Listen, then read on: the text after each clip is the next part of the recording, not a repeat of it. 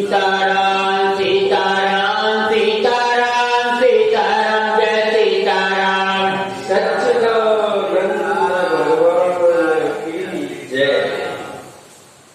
मीरा चरित्र संगीत और योग की शिक्षा। मेड़ता लौटकर दूधा जी ने अपने कामदार को कुछ सवारों के साथ पुष्कर भेजा कि योगी निवृत्तिनाथ जी वहां हो तो उन्हें सासम्मान मेड़ता लाए। इसी बीच ब्रज के एक प्रसिद्ध संत श्री बिहारी दास जी अपने 2 शिष्यों के साथ घूमते घूमते मेड़ता पधारे। दूधा जी की प्रार्थना स्वीकार करके वे कुछ दिनों के लिए मेड़ता ठहर गए। मार्गशीर्ष की पूर्णिमा को श्री चारभुजानाथ जी के मंदिर में भजनों का आयोजन किया गया। राज परिवार और अन्य महिलाओं के लिए झरोखों में बैठने की व्यवस्था थी। सभा मंडप में एक ओर प्रजागण और दूसरी ओर पुरुषों के साथ राव दूधा जी बैठे। दूधा जी के साथ एक ओर मीरा और दूसरी ओर जयमल उनसे सटकर बैठे थे। संत बड़े भजनानंदी और संगीत शास्त्र के आचार्य थे। बात सस्वर होने पर उन्होंने गाना प्रारंभ किया। मृदंग और तानपूरे पर सदे स्वर और भावपूर्ण बोलों ने भक्त हृदय को बीन लिया। मीरा ध्यान देकर सुन रही थी। तानपूरे के चारों ओर तार झंकृत होकर स्वर लहरियां विकीर्ण कर रहे थे। मृदंग पर पड़ती थाप जैसे हृदय को धक से कर देती। सारा वातावरण संगीत में डूब गया।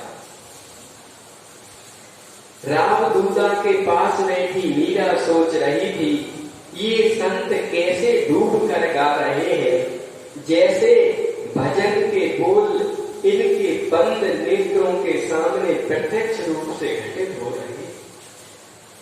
कैसा मीठा और गहरा स्वर है इनका। वाणी कैसे नाभि कूप से उठ रही हो। कभी मैं भी ऐसा गा सकूंगी। देखो, ये डाकोरनाथ द्वारिका से लौट आए हैं मीरा अपने सपरिवार के साथ। और गैल में जो निवृत्तिनाथ जी मिले थे उन्हें पुष्कर में ढुड़वावे आदमी भेज दिए दूधा जी ने।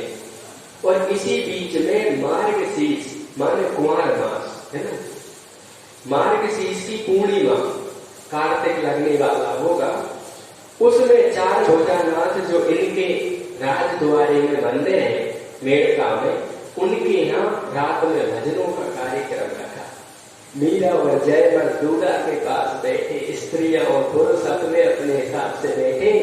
और जब महाराज जी ने राग रागनियां छेड़ी तो ऐसे लग रही कि पूरी समा को बांध दिया। मंत्रों में, भजनों में, श्लोकों में, दोहा चौपाइयों में एक विशेष प्रकार की एनर्जी होती है। और वह एनर्जी इतनी पावरफुल होती है कि लोगों ने हंसा दे, झुमा दे, रुला दे, नचा दे। ऐसी राग रागनियों में शक्ति होती है। बसंत राग ऐसा है, और जो राग रागनियां हैं उनसे शरीर के अंदर जो 7 चक्र है उनमें भी गजब का प्रभाव पड़ता है। तो राग रागनियों से चिकित्सा की व्यवस्था है अपने धर्म में। कौन से राग से कौन सी समस्या को हल होता है, ये बात संगीत के जानकार जानते हैं। तो आज मीरा सोच रही कि ये संत ऐसे गा रहे जैसे शब्द इनके सामने हो। वो पूरा भाव की समा बनी। मीरा सोच रही मैं भी ऐसा गाऊं क्या। वह एकाग्र तंद्रावस्था में बैठी सुनती रही। दूधा जी की आंखों से आंसू झर रहे थे। अन्य श्रोता भी मंत्र मुग्ध थे।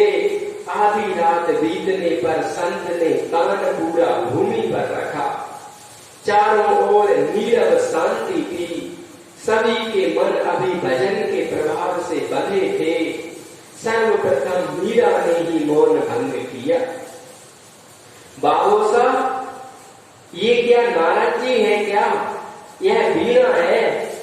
उसने तानपुरे की ओर संगीत इशारा किया। जोशी जी महाराज ने बताया कि नारद बताया था कि नारद जी वीणा और करताल बजा के भजन करते। पहले महाराज जी के चरणों में प्रणाम करो बेटी, फिर प्रश्न पूछो। दूधा बोल रहा। दूधा ने कहा तो मीरा ने जयमल ने सांत में उठकर संत को प्रणाम किया। मुस्कुराकर उन्होंने दोनों हाथ बालकों के सिर पर रखे। जयमल तो जाकर फिर से अपने बाबूसा की गोदी में सोने का उपक्रम करने लगा, किंतु मीरा ने यथास्थान बैठकर अपने प्रश्न का उत्तर पाने के लिए महाराज जी की तरफ देखा। उसी की वह शांत सरल और सुंदर मुखाकृति, मधुर स्वर और प्रश्न पूछती थी स्वच्छंद निर्मल दृष्टि संत कुछ क्षण मुक्त से देखते रह गए। फिर धीमे स्वर में बोले, मैं तो प्रभु का तुच्छ दास हूं बेटी। बिहारी दास जी कह रहे, संत राजमहल में ही ठहरे थे। रात्रि के चतुर्थ पहर के पूर्व ही उनकी नींद उचट गई। सैया त्याग कर वे कक्ष से बाहर आए। प्रातः पूर्व के शीतल मंद समीर लहरों पर बहती कच्चे कंठ की गीत ध्वनि उसके कणों में सुधा सिंचन करने लगी। आश्चर्य से एकाएक जड़ हो गए। वे मन ही मन सोच रहे थे, यह भजन जो मैंने रात्रि को मंदिर में गाया था, उसी स्वर ताल में इतने मधुर कौन गा रहा? 4 बजे महाराज जी सुन रहे, उठ के मीरा गा रही। दूधा भी संत के कक्ष का द्वार खुलने से और उनकी पदचाप सुनकर जाग गए। वे उठकर बाहर आए। प्रणाम करने पर महात्मा जी ने उनसे मन की बात कही। उन्होंने भी ध्यान देकर सुना। रनिदास की ओर से आ रहा था। वे पहचान गए, यह तो मीरा का स्वर है। उन्होंने कहा, कैसी विलक्षण स्मृति है। उस संत के मुख से निकला ऐसी अद्भुत प्रतिभा प्रभु की महती कृपा के बिना नहीं मिल सकती। देखिए ना, कहीं भी स्वर भंग नहीं हो रहा और न बोल ही छूट रहे। केवल एक बार सुना था और सीख गई। हमने ऐसा सुना है कि महान कोई अवतारी पुरुष, कोई संत, महान आत्मा है, उसकी पहचान 2 प्रकार से हो सकती है। क्या?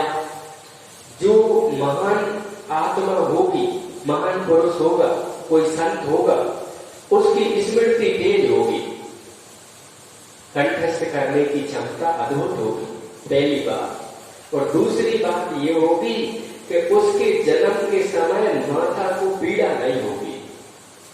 2 बातें महापुरुष के जन्म की कारण गलत है। ऑपरेशन से नहीं होगा, सहज प्रसूति होगी, मां को तकलीफ नहीं होगी ज्यादा, और उसकी स्मृति दिमाग तेज होगा। ये 2 महान आत्माओं की पहचान बताई है संतों ने। आज मीरा रात में 4-5 बजे वही भजन ज्यों को त्यों गा रही है जो उनने पूर्णिमा की रात में बिहारी दास जी से सुना था। बिहारी दास जी कह रहे ये कोई साधारण आत्मा नहीं हो सकती।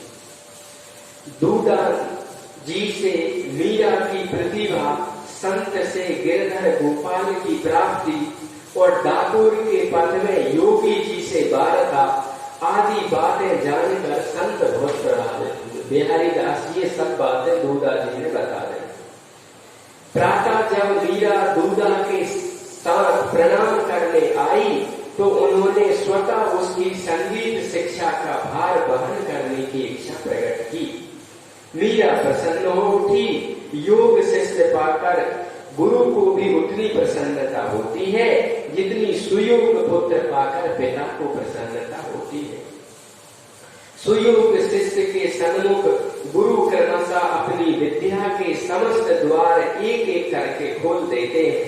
उसे अपने ही समान ही नहीं, अपने से भी अधिक विद्या प्रसन्न संपन्न पाकर उन्होंने अपनी सफलता का बोध होता है। मीरा की असाधारण शक्ति देखकर वे चकित और प्रसन्न थे।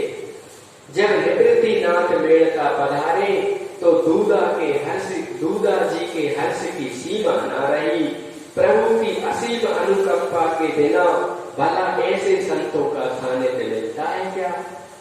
हर्ष विहल दूधा ने पराग के पानी के साथ नेत्र के जल से निवृत्तिनाथ जी के चरण पखारे, उनकी पूजा की, खान पान आवास की उपयुक्त व्यवस्था राजमहल में की गई। राठौर वीर दूधा जी सचमुच बहुत भाग्यशाली थे। यौवन काल में वे उद्भट योद्धा थे। अंत सलीला भक्ति भागी यति जब वार्धक्य में जैसे फूल तोड़कर प्रभावित हो रही थी, भाग्य और भगवान दोनों ही उनके सानुकूल थे। तभी तो उच्च कोटि के संत महापुरुषों का घर बैठे उन्हें संग और सेवा का अवसर बारंबार प्राप्त हो रहा। इस पर मानो इतना ही सौभाग्य पर्याप्त न मानकर प्रभु ने उन्हें मीरा जैसी भक्तिमती पौत्री एवं जयमल जैसा प्रचंड वीर परम भक्त पौत्र प्रदान किया। उन्होंने बाबूसा का नाम भी इतिहास और जगत में चिरस्मरणीय बना दिया। प्रथम दिन के विश्राम के अंतर दूसरे दिन प्रातः दूधा जी मीरा को लेकर निवृत्तिनाथ जी के कक्ष में गए। देखा कि महात्मा जी की झोली और आसन पड़े हैं, परंतु वे स्वयं नहीं है। पहरी से पूछने पर ज्ञात हुआ कि वे नगर से बाहर कदाचित दूधासर की ओर पधारे हैं। शीघ्र ही पहुंचने की दृष्टि से वे मीरा के साथ अश्वासीन हुए। बलगा और एड़ी का संकेत पाते ही स्वामी भक्त अश्व नगर की ओर दौड़ा। जब दूधासर पर दृष्टि पड़ी तो उन्होंने उतरकर अश्व को वृक्ष से बांध दिया और मीरा का हाथ थाम वे दूधासर के निकट पहुंचे।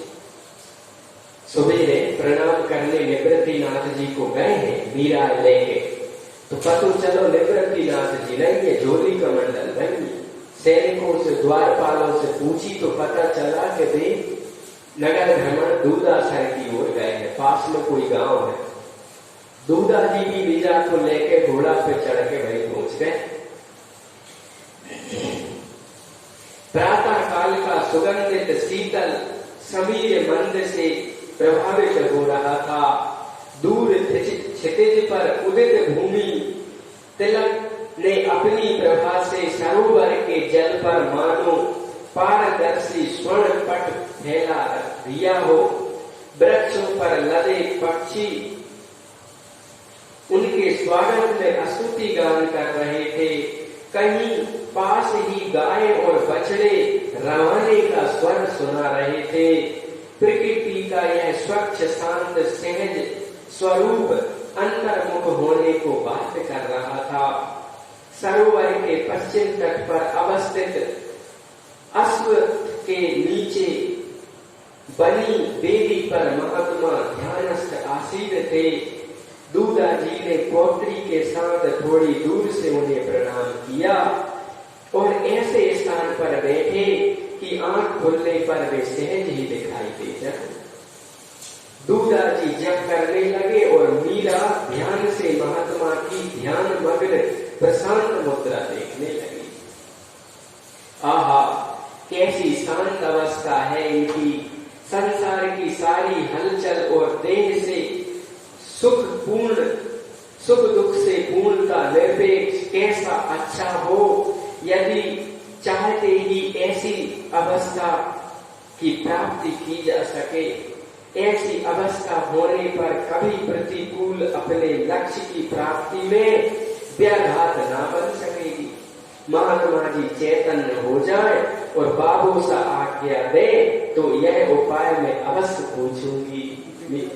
मीरा महात्मा जी को देख के कह रही कि मैं पूछूंगी महात्मा जी से ध्यान कैसे लगे।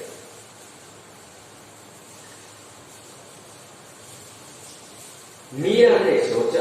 उसी समय जय सच्चिदानंद कहते हुए महात्मा जी ने आंखें खोली। आसन छोड़कर उन्होंने पांव बेदी से नीचे लटका दिए। उनकी चेष्टा से लगा अभी उन्होंने राजमहल पहुंचने की कोई शीघ्रता नहीं है। त्वरा पूर्वक दूधा जी उठे और उनके चरणों के समीप मस्तक रखा। दूधा राठौर प्रणत है प्रभु। क्या विनम्रता। मीरा के पिता मां कह रहे दूधा राठौर प्रणत है तुम्हारे चरणों में। कैसे क्षत्रिय है कि संतों के सामने प्रणत है, सिर रख दिया चरणों। मीरा ने भी पीछे से आकर उनका अनुकरण किया। मीरा मेड़ तड़ी मीरा श्री चरणों में प्रणत है भगवान। क्या बात। मीरा कितने अच्छे बाप थे रही। महात्मा ने हाथ उठाकर दोनों को ओम का उच्चारण किया। उन्होंने संकेत से मीरा को समीप बुलाया। वह विनय पूर्वक समीप आकर खड़ी हो गई और नेत्र उठाकर उनकी ओर देखा। महात्मा ने उसे एक बार ऊपर से नीचे तक देखा। उनकी दृष्टि उसके नेत्रों की ओर गई। सरल ज्योतिपूर्ण उन नेत्रों को देखकर उनकी विचित्र स्थिति हो गई। मानो अद्वैताचार्य ने प्रथम बार निमाई को देखा अथवा जनक ने विश्वामित्र के साथ आए राम जी को देखा। उनके तपापूत निर्मल हृदय में वात्सल्य स्नेह का छोटा सा स्रोत फूट पड़ा। यद्यपि उन्होंने इसके पहले भी एक बार मीरा को देखा था, उस समय भी उन्हें यह साधारण नहीं लगी थी। फिर भी उनके शांत हृदय में स्नेह की कहीं कोई उर्मी नहीं उठी थी। अपने को संभाल कर उन्होंने कुछ पूछा, कुछ कहना चाहती हो पुत्री? हुकुम। मीरा ने हाथ जोड़कर विनय पूर्वक स्वर में पूछा। अभी आप आंख बंद करके क्या सोच रहे थे? मीरा पूछ रहे थे पृथ्वीनाथ जी से। मैं तो भजन कर रहा था बेटी। आपके पास तो एक तरह तानपुरा करताल या मृदंग कुछ भी नहीं है और ना ही मुझसे कुछ बोल या गा रहे थे। हमारे यहाँ पहुँचने का भी आपको ज्ञान ना हुआ। बिना बोले बिना वाद्य यंत्रों के भजन किया जा सकता है? आपके ठाकुर जी कहाँ है महाराज? आप उन्हें साथ नहीं रखते। मैंने तो संतों के साथ ठाकुर जी देखे हैं। बाबा बिहारी दास जी के भी ठाकुर जी है। मेरे ठाकुर जी मेरे भीतर ही रहते। उन्हें कहीं से लाना अथवा ले जाना नहीं पड़ता, क्योंकि निवृत्तिनाथ जी महान योगी थे, ज्ञानी थे। वह तो आपने बताया था पहले कि अंतर्यामी रूप से वह निर्गुण ब्रह्म है। क्या आप उन्हीं का भजन कर रहे थे? भजन तो भजन होता है बेटी। निर्गुण सगुण किसी का भी हो, ईश्वर का ही होता है। ऐसा भजन मुझे भी सिखा देंगे आप? गाकर भजन करना तो थोड़ा थोड़ा आ गया मुझे। तनिक गाओ तो बेटी। आज्ञा पाकर मीरा ने भैरवी राग का पद का गायन आरंभ किया। लय, राग की शुद्धता, स्वर की मधुरता, भाव की अभिव्यक्ति ने महात्मा को विधेय बना दिया। संगीत शास्त्र के रहस्य ज्ञाता योगी निवृत्तिनाथ जी के लिए मीरा के गुण योग्यता को जान लेना कठिन नहीं था। पर पद पूरा होने पर उन्होंने दूधा जी से मीरा के विषय में अनेक प्रश्न पूछे। दूधा जी जितना जानते थे उत्तर दिया। इस समय तक राज पुरोहित जी, संत बिहारी दास जी और कई राजपुरुष आ गए। थोड़ी देर सत्संग होता रहा। भाई आ गए। जब महात्मा जी ध्यान करके आए थे, राज छोड़ के मंत्री बिहारी दास जी वही आ गए। अनुकूल वातावरण, दूधा जी का प्रेम, आतिथ्य और मीरा की असाधारण योग्यता देखकर निवृत्तिनाथ जी ने मेलता में रहकर मीरा को योग की शिक्षा देना स्वीकार कर लिया। यह देखकर सभी आनंदित हुए। बोलो सच्चिदानंद भगवान की, मीरा के गिरधर गोपाल की।